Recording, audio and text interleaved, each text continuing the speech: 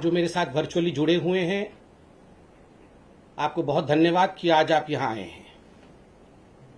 अभी चंद मिनटों पहले हमने जिस प्रकार से अरविंद केजरीवाल जी ने एक तरह से देश को और दिल्ली की जनता को बरगलाने की कोशिश की, उस विषय को देखा है। और आज मैं बहुत स्पष्ट रूप से ये अरविंद केजरीवाल जी ने जो ड्रामा किया है और जो सच्चाई को आपसे छुपाने की कोशिश की है, उस सच्चाई को आपके सामने रखूंगा। बंधुगण, अरविंद केजरीवाल जी ने इस प्रकार से एक पिक्चर पेंट किया कि मोदी जी जो हैं वो दिल्ली की गरीब जनता को जो उनका अधिकार है, उनका राशन है, उससे वंचित रख रहे हैं और डोर टू डोर जो डिलीवरी होनी चाहिए राशन का, कहीं ना कहीं इस डोर टू डोर डिलीवरी को रोकने की कोशिश कर रहे हैं। मित्रों, ऐसा नहीं है। हकीकत क्या है? पहले तो मैं आपको बताना चाहूंगा कि मोदी जी ने अर्थात केंद्र सरकार ने दिल्ली की लगभग 72.78 लाख लोग जो नेशनल फूड सिक्योरिटी एक्ट के अंतर्गत आते हैं, उनके लिए मोदी जी ने क्या किया है और क्या दिया है जहां तक राशन का संबंध है। देखिए, दो स्कीम है अभी।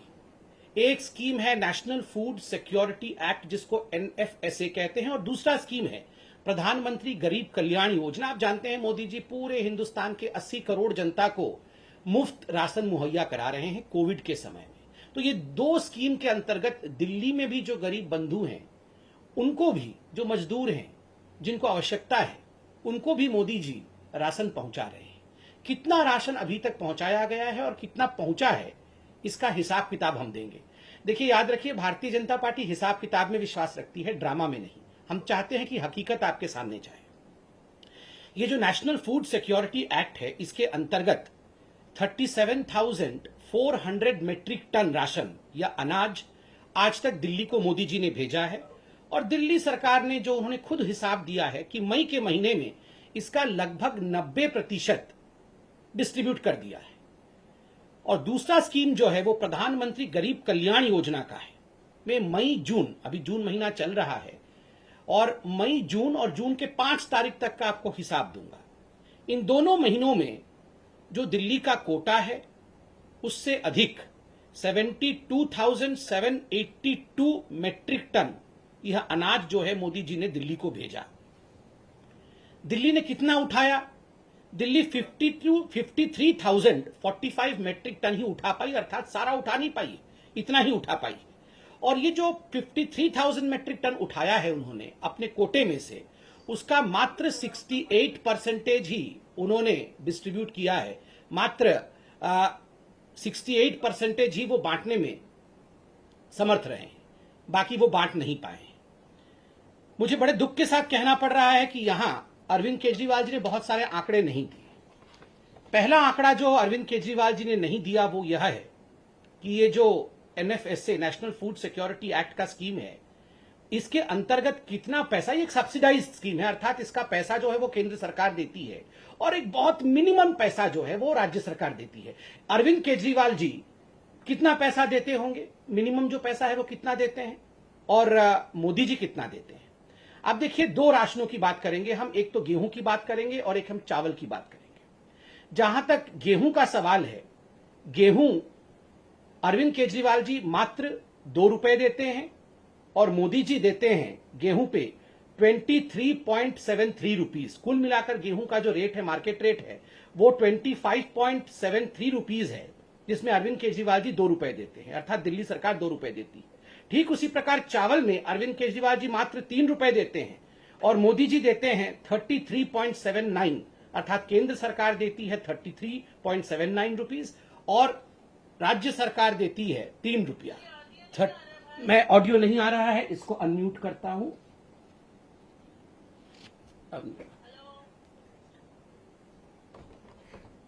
तो स्वाभाविक रूप से आप देखिए, जो अधिकांश रेट है वह केंद्र सरकार देती है और एक बहुत मिनिमल अमाउंट जो है वो राज्य सरकार देती है। मगर उसमें भी जिस प्रकार की राजनीति हो रही है वो हम सब देख रहे हैं। बंधुगण, ये जो नेशनल फूड सिक्योरिटी एक्ट है, यह एक राष्ट्रीय स्कीम है, यह एक नेशनल स्कीम है।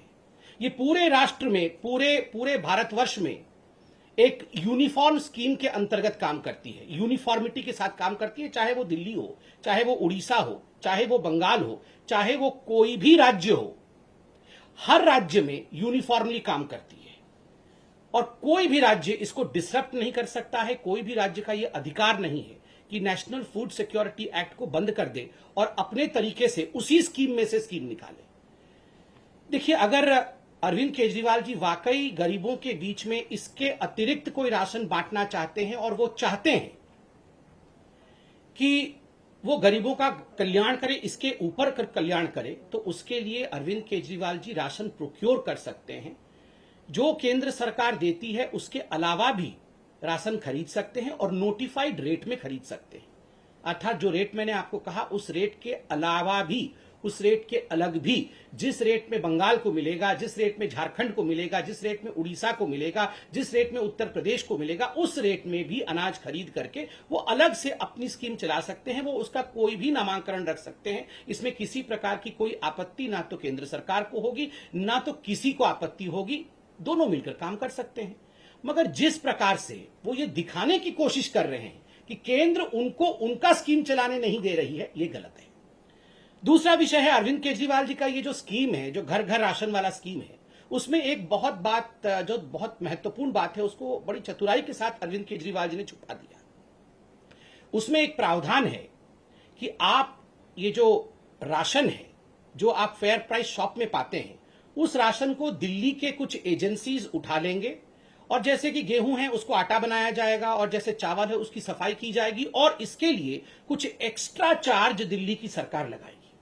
देखिए, नेशनल फूड सिक्योरिटी एक्ट में कोई भी एक्स्ट्रा चार्ज के विषय में नहीं बताया गया है कि कोई एक्स्ट्रा चार्ज कोई भी राज्य लगा सकती है। जो केंद्र के नियम है उन्हीं केंद्र के नियम के मुताबिक चलना पड़ेगा। एक्स्ट्रा चार्ज कोई लगा नहीं सकता है। मगर मुझे दुख के साथ कहना पड़ रहा है कि अरविंद केजरीवाल जी ने इस महत्वपूर्ण विषय को, कि गरीबों से वो कितना एक्स्ट्रा चार्ज लेना चाहते थे, इस विषय को अरविंद केजरीवाल जी बताते नहीं है। इस विषय को अरविंद केजरीवाल जी छुपा देते हैं। और केंद्र सरकार ने स्पष्ट रूप से कहा है कि आप कोई भी केंद्र का जो कानून है, केंद्र का जो स्कीम है, उसमें एक्स्ट्रा चार्ज लगा करके उसे अलग तरीके से राज्य में रख नहीं सकते। तीसरी बात है, देखिए अरविंद केजरीवाल जी, आपने कहा कि आप गरीबों का भला चाहते हैं। One nation one ration card, पूरे राष्ट्र में एक राशन कार्ड हो, इसका प्रावधान केंद्र की सरकार ने किया था। बाकी राज्य इस काम को कर रहे हैं, आगे बढ़ा रहे हैं। मुझे दुख के साथ कहना पड़ रहा है बंधुगण कि दिल्ली की सरकार ने इस विषय को मना कर दिया कि वो one nation one ration card में आगे नहीं बढ़ेंगे और आज उन्होंने इस काम को आगे नहीं बढ़ाया है, जिसके कारण हजारों हजार जो मजदूर होते हैं, जो गरीब होते हैं, जो माइग्रेंट लेबर्स होते हैं, आज वो राशन से वंचित रह रहे हैं। जबकि यह प्रावधान बिना किसी पैसा खर्च के दिल्ली सरकार आराम से कर सकती थी। केंद्र ने इसका सारा प्रायोजन किया हुआ था और केंद्र ने बार बार चेताया है केजरीवाल जी को कि केजरीवाल जी, आप one nation one ration card इसको फॉलो करिए, इसको आप बनाइए। देखिए, अरविंद केजरीवाल जी कह रहे हैं कि वो घर घर जाके राशन देंगे और डोर स्टेप डिलीवरी करेंगे। बंधुगण, ये डोर स्टेप डिलीवरी सही व्यक्ति को हो रहा है कि नहीं, गरीबों के पास ये राशन पहुंच रहा है कि नहीं, ये कैसे मालूम पड़ेगा? उनका कहना है कि हम बायोमेट्रिक सिस्टम के माध्यम से जान जाएंगे कि डोर टू डोर डिलीवरी हो रहा है कि नहीं। हम आपके अंगूठे ले लेंगे, हम आपका कोई ऐसा बायोमेट्रिक निशान लेंगे जिससे कि ये जो हिसाब है कि सही व्यक्तियों तक पहुंच रहा है कि नहीं, वो हिसाब हमारे पास आ जाएगा। मगर यहां केंद्र की सरकार ने अरविंद केजरीवाल जी को रिमाइंड भी किया है और मैं भी बताना चाहूंगा कि एक point of sale EPOS machine होती है। आपने देखा होगा, दुकान में आप जाते हैं तो कई बार उसमें कार्ड स्वाइप होता है, एक मशीन होती है जो इंटरनेट के माध्यम से कनेक्टेड होती है और उसमें जो भी डेटा जाता है वो डेटा सरकार के उच्च अधिकारियों तक, सरकार के कंट्रोल रूम तक पहुंच जाता है। 2018 के अप्रैल के महीने से अरविंद केजरीवाल जी ने दिल्ली के जो 2000 फेयर प्राइस शॉप है जहां ये राशन वितरित किए जाते हैं, उन्होंने ये जो POS मशीन है, EPOS मशीन है, जो इंटरनेट के माध्यम से काम करते हैं, उन्हें बंद करवा दिया था और सब कुछ एक हाथ की प्रक्रिया से, एक मैकेनिकल प्रक्रिया से आरंभ कराया था। तो आप बताइए सही गरीब तक जा रहा है या नहीं, ये राशन उचित व्यक्ति तक जा रहा है या नहीं, ये कैसे मालूम पड़ेगा जब आपने पीओएस मशीन ही बंद कर रखा है। और अब बहुत कहने के बाद आपने पीओएस मशीन चालू करने की बात की और दिल्ली की जनता को जान के आश्चर्य होगा, छोटे छोटे राज्य जो दूर दराज इलाके में हैं, जिनके पास इंटरनेट की सप्लाई भी नहीं है या कम है, उन छोटे छोटे राज्यों ने पीओएस मशीन लागू कर रखा है। इन छोटे छोटे राज्यों ने इनका 80% से अधिक आधार कार्ड ऑथेंटिकेशन है, अर्थात ये जो आधार कार्ड के माध्यम से, कि आधार कार्ड एक गरीब व्यक्ति के घर में अरविंद केजरीवाल जी जाते हैं, उनको राशन देते हैं, तो आधार कार्ड के माध्यम से कि इस व्यक्ति को राशन पहुंचा कि नहीं, ये आधार कार्ड के माध्यम से मालूम पड़ता है। जो नेशनल एवरेज है वो 80% का है, किंतु दिल्ली में आधार कार्ड ऑथेंटिकेशन 0 है, अर्थात अरविंद केजरीवाल जी ने इस पे कोई काम नहीं किया है। हमें मालूम ही नहीं पड़ेगा कि अरविंद केजरीवाल जी ये राशन उठा करके किसको दे रहे हैं। तो आप बताइए, क्या ये एक बहुत बड़ा स्कैम, मैं तो कहूंगा ये स्कैम होते होते रुका है। ये बिल्कुल 25 तारीख से जो अरविंद केजरीवाल जी ये जो राशन डाइवर्टिंग सिस्टम, ये कहीं ना कहीं राशन को डाइवर्ट करना चाहते थे, ये इतने बड़े स्कैम को करना चाहते थे कि आप देखिए जिस व्यक्ति तक ये राशन पहुंचना चाहिए उस व्यक्ति तक ये राशन नहीं पहुंचेगा और ये राशन न जाने किसके पास पहुंच जाता, ना उसका आधार कार्ड ऑथेंटिकेशन है, ना वहां ईओएस मशीन है। और आखिरकार बाद में आप दिल्ली में देखते कि 7, 8, 10 गुना अधिक इन्फ्लेटेड प्राइस में गेहूं और चावल आपको दिल्ली में मिल रहा होता। यही अरविंद केजरीवाल करना चाहते थे। मैं ऐसा क्यों कह रहा हूं? आज अरविंद केजरीवाल जी ने राशन के घपले, राशन माफिया, सबके बारे में बात की। बंधुगण, आपको ये याद है ना, ये राशन कार्ड कैसे बनाते थे इनके मंत्री, आपको याद है ना?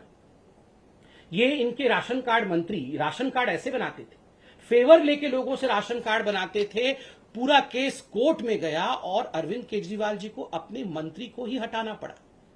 अरविंद जी, आज आपकी जो उद्गार को हमने देखा, जो आप इतना कह रहे थे कि मैं राशन के लिए बहुत चिंतित हूं और बचपन से ही मैं चाहता था कि दिल्ली की जनता का भला हो, राशन कार्ड तो आपने ऐसे बनाया था। राशन कार्ड बनाने में ही आप घपला करते थे, सेक्सुअल फ्लेवर लेके आपके जो मंत्री हैं वो राशन कार्ड बनाते थे। बंधुगण, आज पार्टी ने हमारे कहा भी है और आपने ट्वीट भी देखा है कि ABCDEF, ये जो अरविंद केजरीवाल के ABCDEF है, हम उसको आज उजागर करेंगे।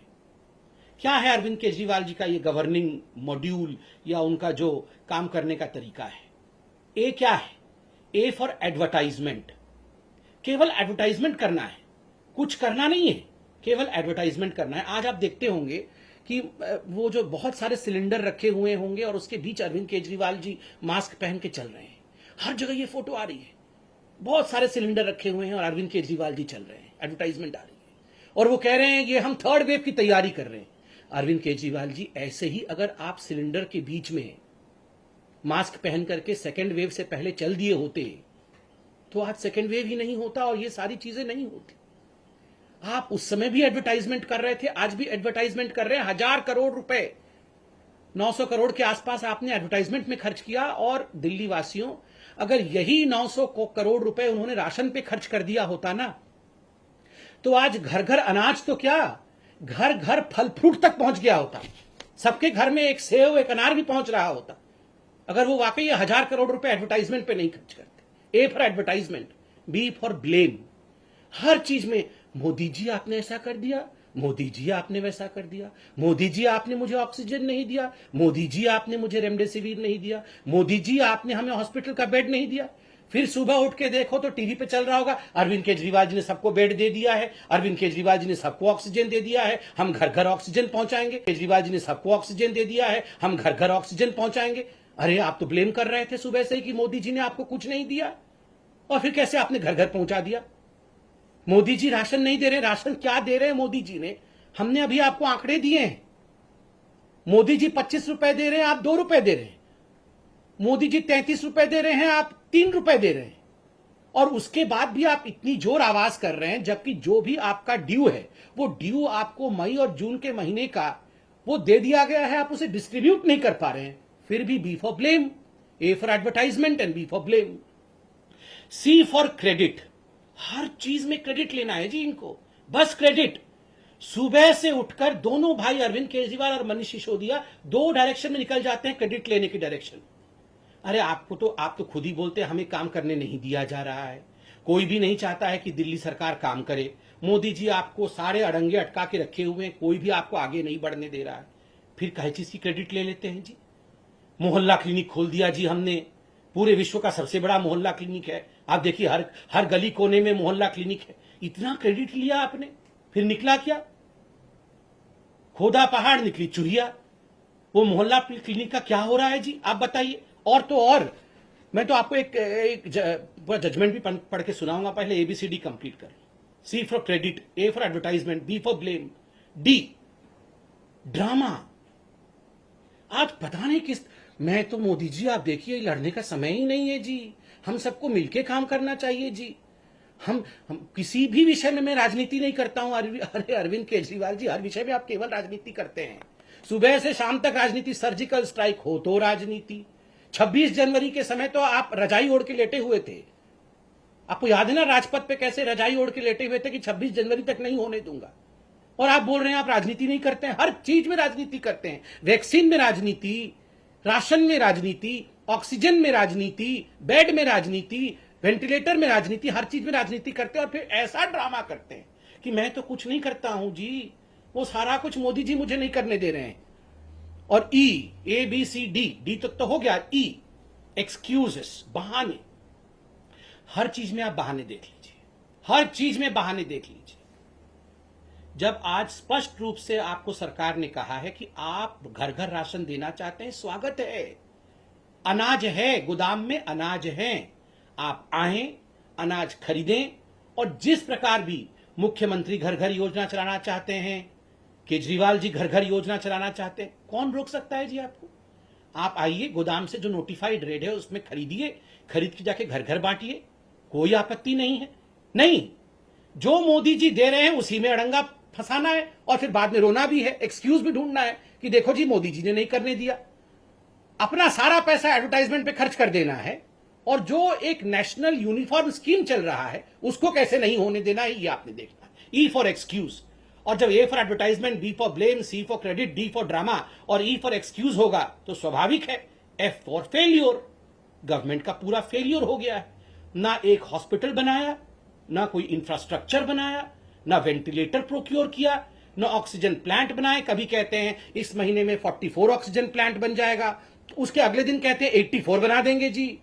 मतलब क्या मजाक बना के रखा हुआ है, बन तो एक भी नहीं रहा है।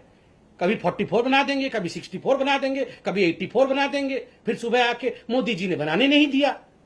तो अरविंद केजरीवाल जी, ये ABCDEF के ड्रामा को बंद करिए। और मैं एक विषय भी आपके सामने केजरीवाल जी रखना चाहता हूं। आज आपने एक ऐसी बात कही जो आपको शायद नहीं कहना चाहिए था। देखिए केजरीवाल जी, आपने कहा कि ये जो दुकानदार हैं ये सुपर स्प्रेडर हैं। बिल्कुल नहीं है जी, ये दुकानदार हमारे रीढ़ की हड्डी हैं। दिल्ली में जितने भी दुकानदार हैं, मैं तो उनके पैर को छू के नमस्कार करता हूं जी, बीजेपी तो उनके पैर को छू के नमस्कार करती है। ये दुकानदार हमारे बच्चों को, हमें राशन देते हैं। कोरोना के समय बेचारे इतने दिन तक लॉकडाउन में रहे हैं, आप इनको कह रहे हैं कि ये सुपर स्प्रेडर है और ये हमारे बच्चों को मार डालेंगे। हमारे दुकानदार हमारे बच्चों को क्यों मार डालेंगे भला? आपने कहा कि माँ बाप दुकानों में आ जाएंगे और फिर माँ बाप को कोरोना हो जाएगा और फिर हमारे बच्चों को। आप डराते क्यों हैं लोगों को, क्यों डराते हैं? ये अनलॉक की प्रक्रिया तो आप अपने हिसाब से चला रहे हैं, ऑड इवन नंबर करके। फिर आपने ये स्टेटमेंट क्यों दिया कि ये दुकानदार जो है वो सुपर स्प्रेडर है? कोई दुकानदार सुपर स्प्रेडर नहीं है, वो अपना व्यवसाय कर रहा है, कानून को पालन करके कर रहा है, मास्क पहन के कर रहा है, डिस्टेंसिंग के साथ कर रहा है। और दुकानदारों को गाली मत दीजिए। जो लोग बॉर्डर में बैठे हुए हैं, जो लोग वहां पर धरना प्रदर्शन कर रहे हैं, पुतले फूक रहे हैं, वो सुपर स्प्रेडर नहीं है। ये बेचारे दुकानदार जो हैं ये सुपर स्प्रेडर बन गए। मुझे लगता है इस प्रकार की भाषा का प्रयोग अरविंद केजरीवाल जी को बिल्कुल नहीं करना चाहिए। और देखिए अरविंद केजरीवाल जी, आज तो मैं धन्यवाद देता हूं कि जिस प्रकार से केंद्र सरकार ने एक बहुत बड़े स्कैम को होने से रोक लिया, बहुत बड़े स्कैम को होने से रोक लिया। और वो स्कैम था कि आप ये सारा का सारा जो गोदाम से डाइवर्ट करने वाले थे अनाज गरीबों के नाम पर, और इसका स्कैम करने वाले थे, आज वो स्कैम होने से रुक गया है। मुझे लगता है ये दिल्ली की जनता के लिए बहुत राहत का विषय है। बहुत बहुत धन्यवाद। कैसे करें, उनका सवाल कैसे ले, अब उनको लिया है क्या वो वाला?